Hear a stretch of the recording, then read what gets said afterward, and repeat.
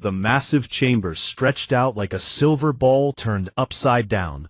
Thousands of seats filled the space, each one holding a different alien species. Some had tentacles that moved like water. Others had scales that caught the light like mirrors. A few floated in clear tanks filled with strange gas. But they all had one thing in common today. They all wanted the humans gone. Ambassador Zethkar stood at the center speaking platform. His forearms moved as he talked, and his voice carried through the chamber like thunder.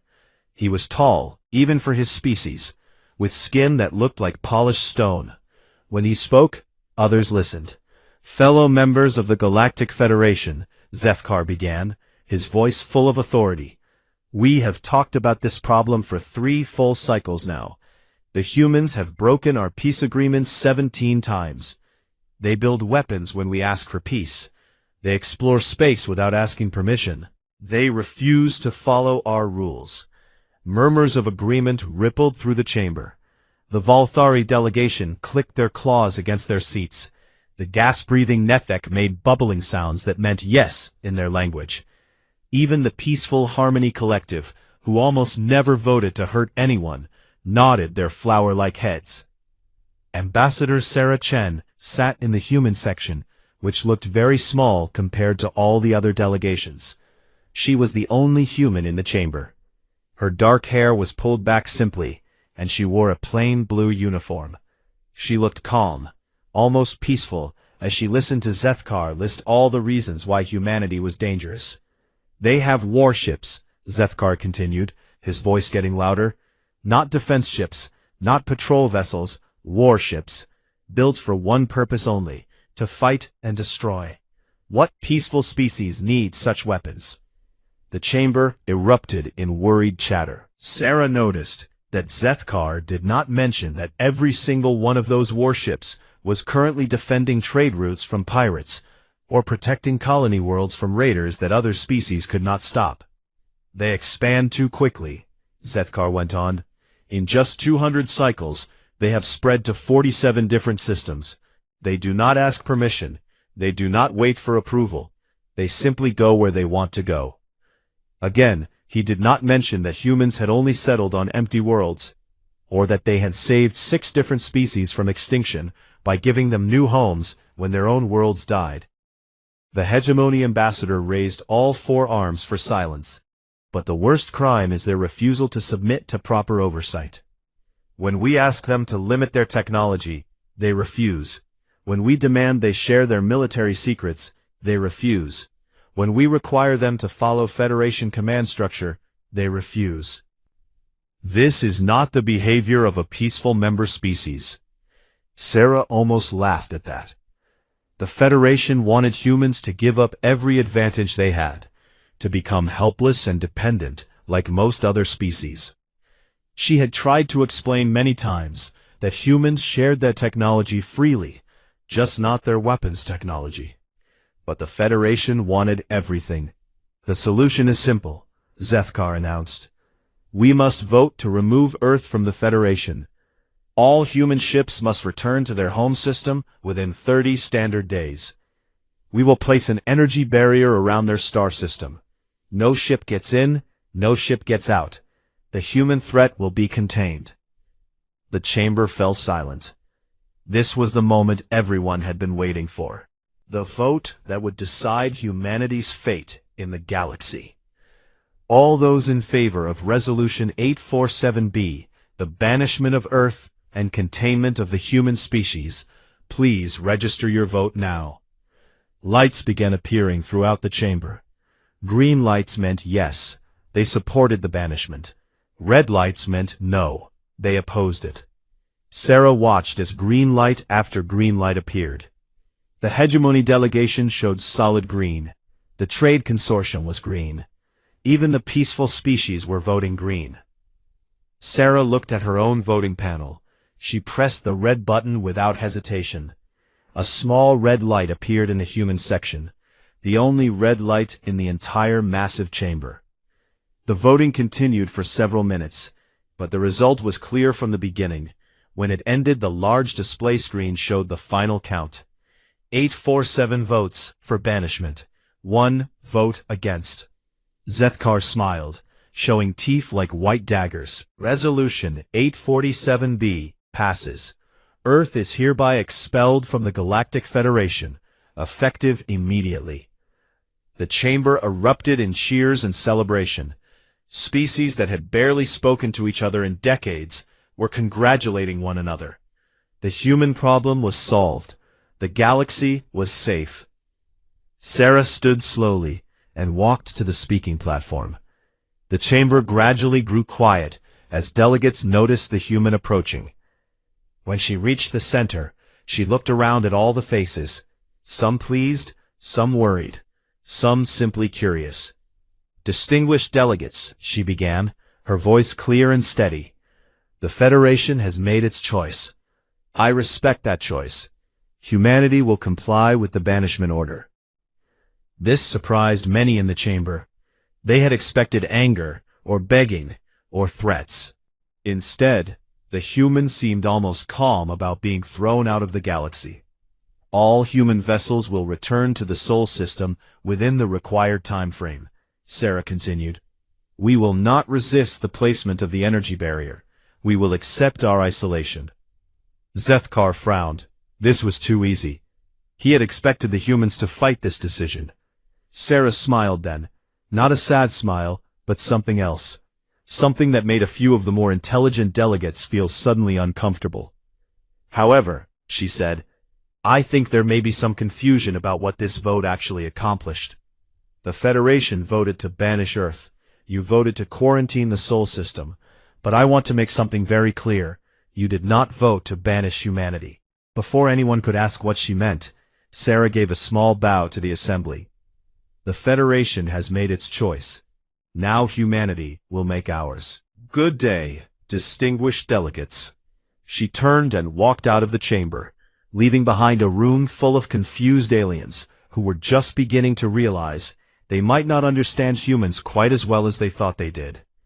Outside the chamber, Sarah's smile grew wider. The Federation had just made the biggest mistake in galactic history. They just did not know it yet. The first human ships started moving toward Earth 3 days after the vote. Federation monitoring stations tracked every vessel. Massive colony transports that carried entire cities.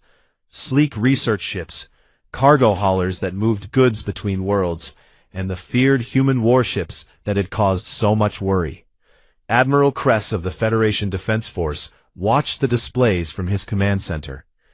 He had expected chaos, maybe desperate attempts to negotiate, perhaps even attacks on Federation facilities. Instead, he saw something that bothered him more than any of those things: perfect order. Sir, his aide reported, the humans are following evacuation procedures exactly as written.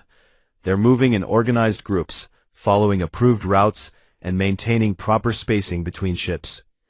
Kress stared at the display screen, showing human ship movements. Red dots moved steadily toward Earth, like blood flowing through veins. Any communication intercepts.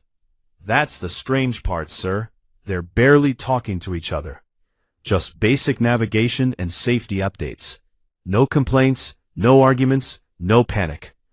This was wrong. Kress had been watching alien species for 40 years. When people got forced from their homes, they got angry. They fought. They at least complained. The humans were acting like they had planned this whole thing. On the colony world of Haven 7, Maria Santos packed her family's belongings into storage containers. Her children asked why they had to leave, and she told them they were going on a long trip to visit Earth. She did not mention that they could never come back. The local Federation administrator, a nervous Quilani named Jeff, came to watch the human evacuation. He expected to see tears, anger, maybe even begging to stay. Instead, he found humans working together like parts of a machine. They helped each other pack. They took care of the elderly and sick. Excuse me, Jeff said to Maria as she loaded the last container. Are you not upset about leaving? Maria looked at him with the same calm expression that Ambassador Chen had worn during the vote. The Federation made its choice, Administrator Jep. We respect that choice. But this is your home. You've lived here for 20 years. Maria's smile was gentle, but somehow unsettling. Home is where humans are, Administrator, and soon all humans will be together. As the last human ship left Haven 7, Jep felt strangely empty. The colony would continue working, of course. Other species would take over human jobs, but somehow the place felt different already, less alive. Similar scenes played out across the galaxy. Humans left their homes, their businesses, their lives, and showed no anger at all. They just left. By day 20, something else started happening. A communication satellite near the Kepler system stopped responding to commands. An automated mining platform in the Vega sector began producing ore at half capacity. A few trade route navigation beacons started giving slightly wrong directions. Federation engineers investigated each problem and found reasonable explanations. Equipment got old, software developed bugs, cosmic radiation sometimes damaged circuits.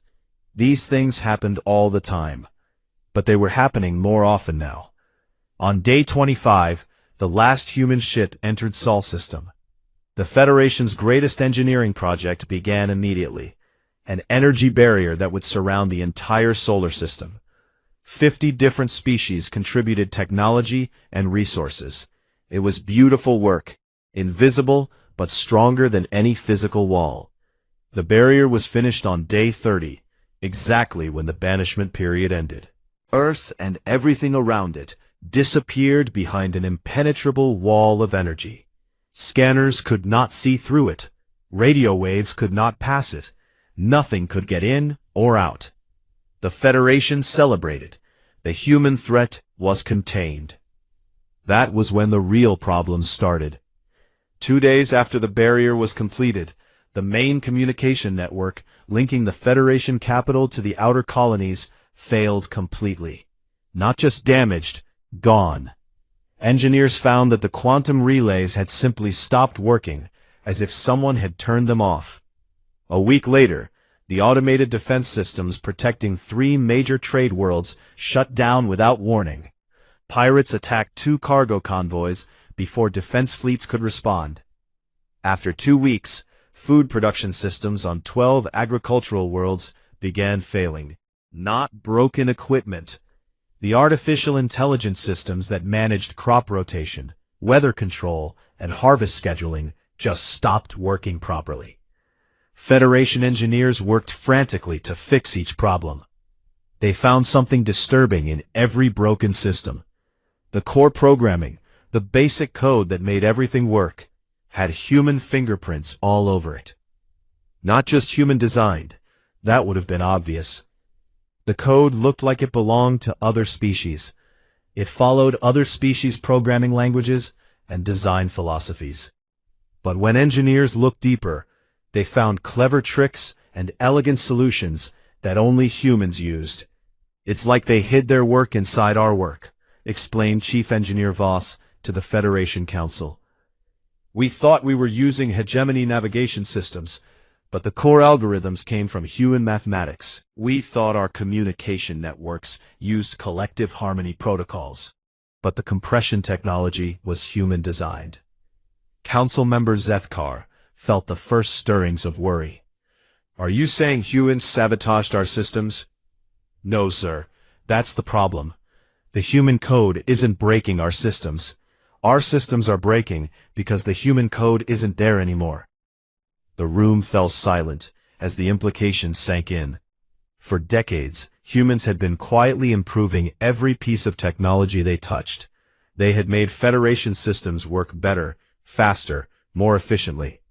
But they had never told anyone they were doing it. Now that the humans were gone, their improvements were failing. And without those improvements, Federation technology was returning to its original, much more primitive state. How much of our infrastructure depends on human improvements? Asked another council member. Engineer Voss checked his datapad. Based on our analysis so far, approximately 73%. The number hit the council like a physical blow. Nearly 3/4 of Federation civilization was running on human-improved technology. Technology they had just locked away behind an impenetrable barrier. As if the universe wanted to prove the point, the lights in the council chamber flickered and went out. Emergency power came on a moment later, but the message was clear. The Federation had gotten exactly what they voted for. They just had not understood what they were really voting for. In the darkness, several council members were thinking the same thing. Maybe they should have listened more carefully to Ambassador Chen's last words. Maybe there was a difference between banishing Earth and banishing humanity that they had not considered. Maybe they had made a terrible mistake. 6 months after the humans disappeared behind the barrier, the Kepler Mining Consortium faced its worst day in 300 years of operation. Chief Operations Manager Thys was having her morning meal when every alarm in the building started screaming at once. "What's happening?" she demanded as she rushed into the control center. Her assistant, a young Quilani engineer named Vex, was staring at display screens showing red warning lights everywhere. "Ma'am, every automated facility just went dark. All 47 mining stations, every processing plant, every transport hub, they all stopped working at exactly the same time." Thys felt her stomach drop. The Kepler Consortium provided rare earth materials for half the Federation. If their operations stopped, entire industries would shut down within weeks. "Start emergency procedures," she ordered. "Switch to manual control." The manual override systems were connected to the main computer network. When that failed, we lost access to everything. Thys stared at the screens, showing her life's work going dark. "How is that possible? We have backup systems for our backup systems." Vex's voice was small and frightened. "Ma'am, according to the diagnostic logs, the primary failure started in something called the Chen-Patterson Quantum Management Protocol. Then it spread to the Singh efficiency algorithms, and finally took down what the system calls the Rodriguez Emergency Response Framework." Those names meant nothing to Thys, but they sent ice through her veins anyway. Chen, Singh, Rodriguez, those were human names. The same scene was playing out across the galaxy. On the manufacturing world of Prime Beta, every assembly line shut down when their AI supervisors simply stopped responding. The supervisors had been based on something called the Jackson Learning Matrix that no one remembered installing. In the Centauri Trade Hub, the massive cargo sorting systems that moved goods between worlds ground to a halt. Deep in their programming, investigators found algorithms written by someone named Thompson, and efficiency improvements credited to a Dr. Williams. The pattern was everywhere. Every critical system had human-designed elements buried so deep that other species engineers had forgotten they existed. Worse, these were not simple add-ons. The human code was woven into the basic structure of Federation technology, like threads in fabric. Remove the threads, and the whole thing fell apart. Ambassador Zethkar stood in the Federation Emergency Command Center, watching reports pour in from across the galaxy. His forearms hung limp at his sides as he read update after update of failing systems. "How did we not know?" he asked Chief Engineer Voss. "How did we not see that our technology depended on humans?" Voss looked exhausted. He had been working for days straight, trying to understand the scope of the problem. "Because they were very careful about how they helped us, sir. When humans improved our systems, they did it in ways that looked natural. A small efficiency gain here, a minor stability improvement there. Over decades, these small changes added up to major dependencies. But surely someone noticed." "Someone did, sir. The humans noticed. I've been reading old technical reports, and there are dozens of papers written by human engineers documenting exactly what they were doing. They shared their improvements openly. We just didn't pay attention." Zethkar felt sick. "Show me." Voss activated a holographic display, showing a technical report from 20 years ago. The title read, Integrated Efficiency Improvements in Hegemony Mining Operations, by Dr. Sarah Chen and team. Chen. Zethkar said slowly. Ambassador Chen? The same person, sir. Before she became a diplomat, she was one of the Federation's top systems engineers. And this is just one report. There are thousands of them. Humans documented every improvement they made to our technology. They published their work. They even offered training to other species engineers. Then why didn't our engineers learn? Voss's expression was bitter. Because most Federation species consider humans to be primitive newcomers. Our engineers thought human technology was crude and simple. They were happy to use improvements that made their work easier, but they never bothered to understand how those improvements worked. The truth was devastating. For decades, humans had been quietly holding Federation civilization together, not through force or manipulation, but through competence. They saw problems and fixed them. They found inefficiencies and corrected them. They turned barely working systems into smooth, reliable technology. And the Federation had expelled them for being too aggressive. Sir, another aide interrupted. We're getting reports of system failures from 6 more sectors. Also, the Outer Rim colonies are reporting that their defense grids are operating at 30% capacity. Zethkar closed his eyes. The defense grids protected frontier worlds from raiders and pirates. If those failed completely, millions of people would be in danger. What about the defense grid control systems? He asked. Originally designed by the collective using harmony-based protocols, Voss replied, checking his files. But they were improved 17 times over the past 50 years. Every improvement was made by human engineers, working with Federation approval. Can we fix the problems ourselves?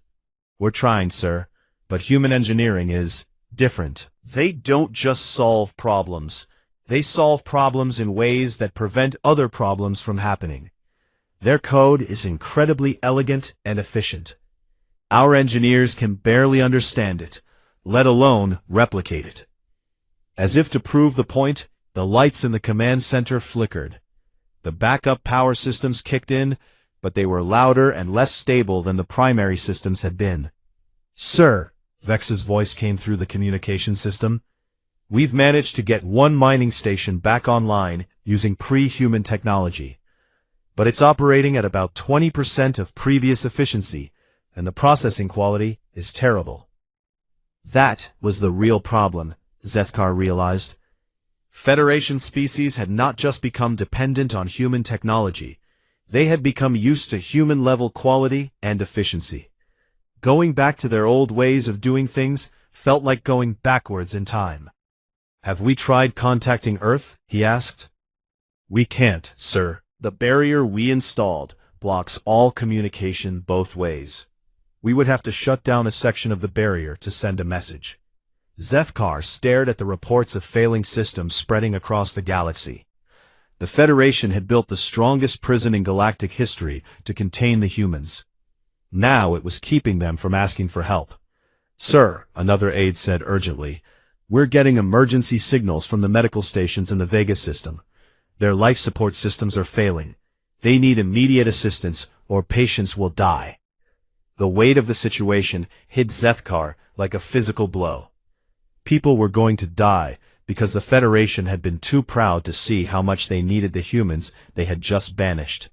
Prepare an emergency session of the Federation Council, he ordered, and start analyzing what it would take to lower part of the barrier. As his aides rushed to carry out his orders, Zethkar looked at the holographic report, still floating in the air. Dr. Sarah Chen's name was at the top, along with her photo from 20 years ago. She looked younger, but she had the same calm expression she had worn during the banishment vote. The same expression that had said, without words, "You have no idea what you're doing." He was beginning to understand that she had been right. The Federation Council chamber looked very different from 6 months ago. Where there had once been celebration and confidence, Now there was only panic and fear. Half the seats were empty because representatives could not travel to the capital. The transportation networks had failed. The remaining delegates looked tired and worried. Ambassador Zethkar stood at the center podium, but he no longer looked like the confident leader who had pushed for human banishment. His stone-like skin seemed gray, and his forearms moved nervously as he spoke. "Fellow delegates," he began, "the situation has become critical. 17 sectors are now experiencing major infrastructure failures. Food production is down 40% across the Federation. Defense systems are failing on 12 border worlds, and our engineers tell us that we cannot fix these problems without human assistance." The Voltari delegation clicked their claws loudly in distress. The Netlord representative's tank bubbled with agitation. Even the Peaceful Harmony Collective looked upset. "You told us the humans were the problem," shouted Representative Clicks from the Trading Consortium. "You said removing them would make us safer." "We were wrong," Zethkar admitted, the words feeling like poison in his mouth. "We did not understand how deeply integrated human technology had become with our own systems." Chief Engineer Voss stepped forward to address the council. His report was devastating. "In the past month, we have lost control of 47% of all automated systems across the Federation. Food distribution networks have collapsed in 8 sectors. The faster-than-light communication array that allows us to talk across the galaxy is operating at 30% capacity. If this continues, we face the complete breakdown of galactic civilization." The chamber erupted in frightened chatter. These were species that had known only peace and prosperity for generations. The idea of their technology failing was like the idea of gravity stopping working. Representative Thiss from the Mining Consortium stood up. "What exactly are you asking us to do?" Voss looked uncomfortable. "We need to contact Earth and ask for human assistance in repairing our systems." The silence that followed was deafening. The Federation had just spent months celebrating their freedom from human influence. Now they were being told they needed to beg the humans for help. "The barrier prevents all communication," another representative pointed out. "How do we contact them?" "We would need to temporarily lower a section of the energy barrier," Voss explained, "just long enough to send a message."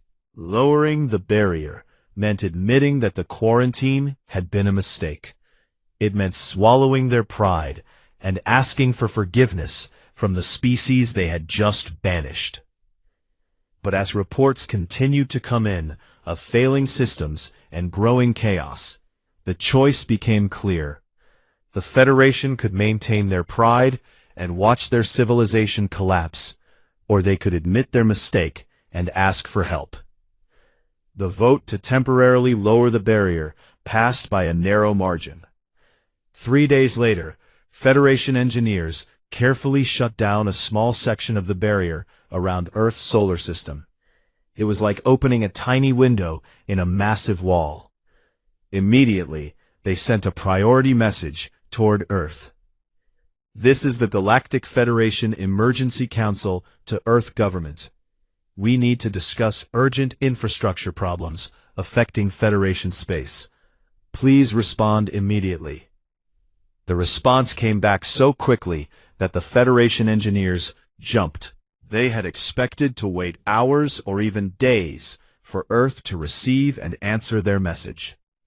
Instead, a reply arrived in less than 2 minutes. But the voice that answered was not from Earth. "This is Ambassador Sarah Chen, responding to Federation emergency request." The Federation engineers stared at their communication equipment in confusion. According to their sensors, the signal was coming from inside the Sol system, exactly where Earth should be. But at the same time, their instruments detected the same signal coming from 50 other locations scattered across the galaxy. "Ambassador Chen," came the hasty response from Federation Command, "we are experiencing critical infrastructure failures across Federation space. Our engineers believe these failures are related to the removal of human technology from our systems. We need help."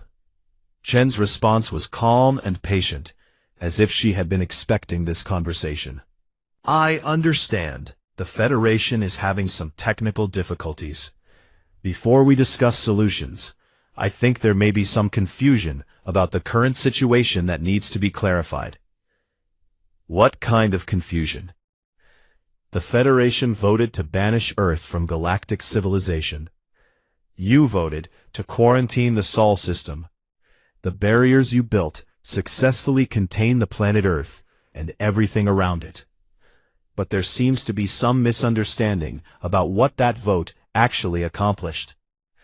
The Federation engineers looked at each other nervously. There was something in Chen's tone that made them very uncomfortable. You see, Chen continued, the Federation made a common mistake. You assumed that humanity was limited to Earth. You thought that by containing our home planet, you were containing our species. But humanity stopped being an Earth-only species about 200 years ago. The communications center fell silent except for the humming of equipment. We have been exploring, settling, and establishing outposts far beyond Earth's reach for centuries. Not secret military bases or hidden weapons facilities. Simply human communities living quietly in places where other species never thought to look. Federation Command found their voice again. That's impossible. Our sensors would have detected any human settlements. Chen's laugh was soft, but somehow terrifying. Your sensors were designed by humans, using human detection algorithms, with human-created blind spots. We've been hiding in plain sight because we designed the very systems that were supposed to find us. The implications hit the Federation like a physical blow. If humans had been established throughout the galaxy long before the banishment, then the quarantine had been meaningless. Earth might be contained, but humanity was still everywhere. How many of you are there? Someone whispered. Enough, Chen replied simply. We never needed to live on Federation worlds or follow Federation rules. We did those things because we chose to be part of galactic civilization. But the Federation has made it clear that our participation is not wanted. We made a mistake, Federation Command said quickly. We didn't understand. Oh, you understood perfectly, Chen interrupted, her voice still calm, but with an edge of steel. You understood that humans were too aggressive, too independent, too dangerous for your civilization. You were absolutely right about that. You just didn't understand what it meant to push us out. The silence stretched on for long minutes. What do you want? Federation Command finally asked. Chen's answer came with that same calm smile the Federation was learning to fear. The Federation voted to establish new rules for how this galaxy works. Now humanity is going to make some rules of our own, and everyone is going to follow them because the alternative is watching your civilization collapse around you. The communication ended, leaving the Federation with the terrible knowledge that they had not solved their human problem at all. They had simply made it much, much worse. The Federation Council Chamber had never seen anything like it. For the first time in galactic history, the meeting was not being held in the Grand Capitol building, but through emergency communication links scattered across dozens of failing worlds. Representatives appeared as holographic projections, many sitting in darkened rooms lit only by backup power. Ambassador Sarah Chen's image appeared at the center podium, but she was not alone. Behind her stood dozens of other humans, some in simple civilian clothes, others in military uniforms, and a few in the white coats of scientists and engineers. They had appeared seemingly from nowhere, as if they had been waiting in the shadows for this moment. Distinguished delegates, Chen began with that same calm smile. Thank you for accepting our invitation to discuss the new arrangement. Invitation? Sputtered Representative Clix. You shut down our transportation networks and communication systems. We had no choice but to accept. Exactly, Chen replied pleasantly. You are beginning to understand how this is going to work. Zethkar's projection flickered as his world's power grid struggled to maintain the connection. Ambassador Chen, the Federation is willing to admit we made mistakes. We are prepared to negotiate the return of human membership in the Federation.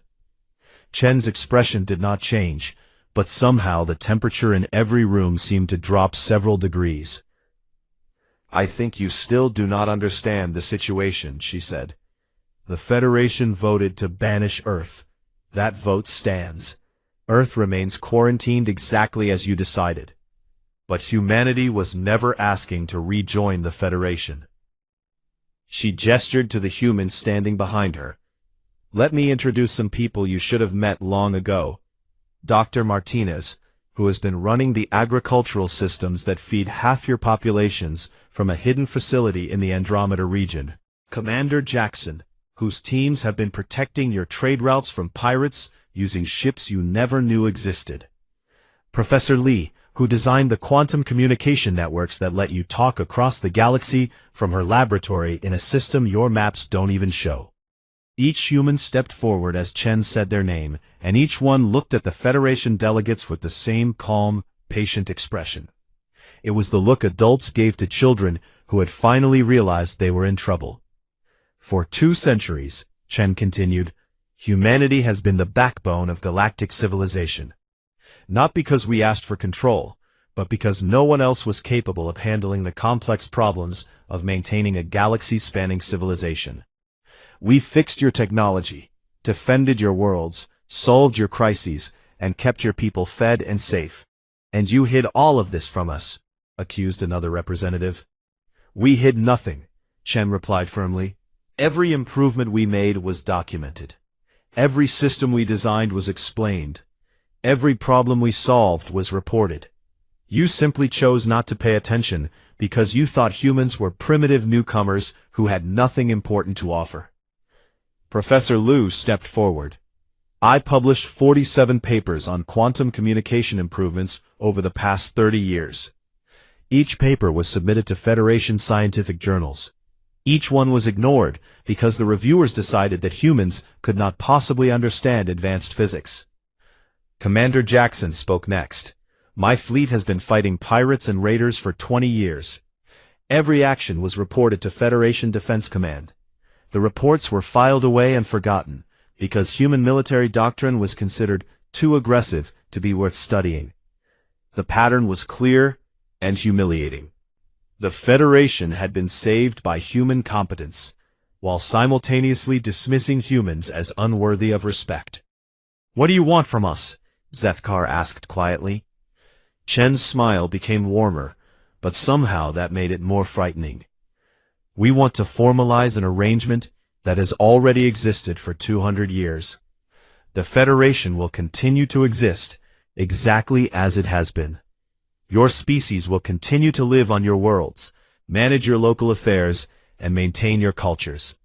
But you will acknowledge what has always been true, that humanity is responsible for maintaining the systems that keep galactic civilization running.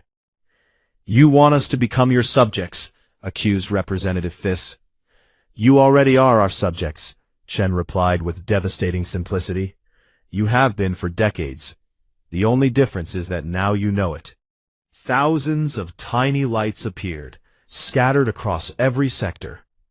Each light represents a human facility, colony, or outpost that has been operating without Federation knowledge.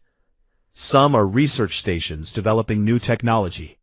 Others are manufacturing centers producing the spare parts that keep your systems running. Many are simply communities of humans who chose to live away from Federation oversight. The scope was breathtaking.